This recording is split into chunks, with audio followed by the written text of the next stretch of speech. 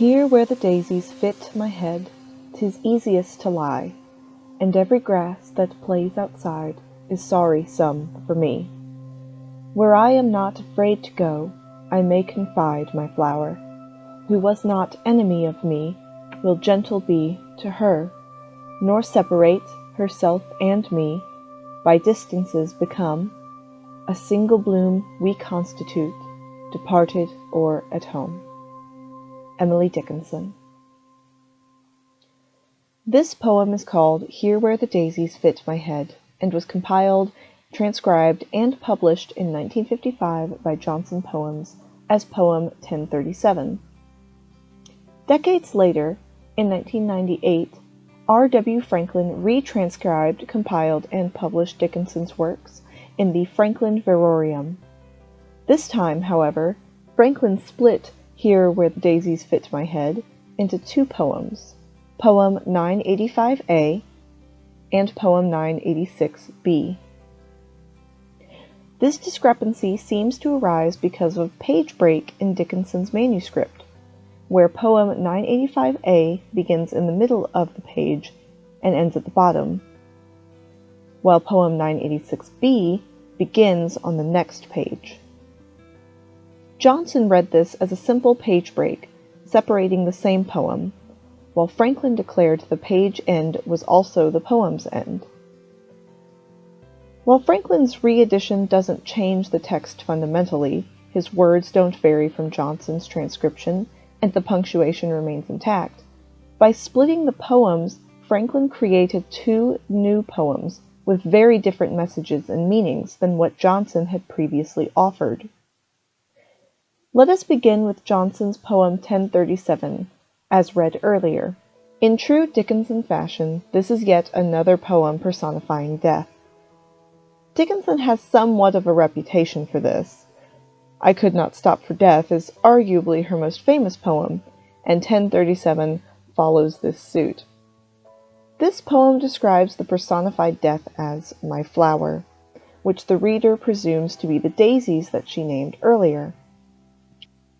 We get the sense that the daisy death is escorting her to her own death, as she claims she is not afraid to die, and trusts the flower not only to take her to death, but to be gentle with her.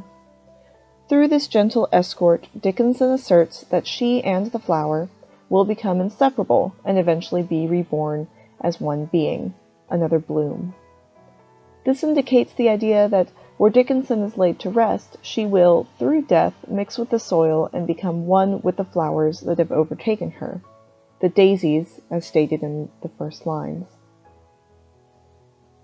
But what happens when we split these poems apart? Let us look at Franklin's poem 985A. Here where the daisies fit my head, 'tis easiest to lie, and every grass that plays outside is sorry-some for me. This poem presents the death imagery plainly. The icon of a dying woman being encompassed by flowers is common in Western literary tradition and is clearly represented in this poem. Dickinson, as the narrator, is the deceased, being surrounded by the daisies, either laid on her grave or growing up from her grave, while the outside world mourns her. Unlike poem 1037, there is no personification of death or the daisies.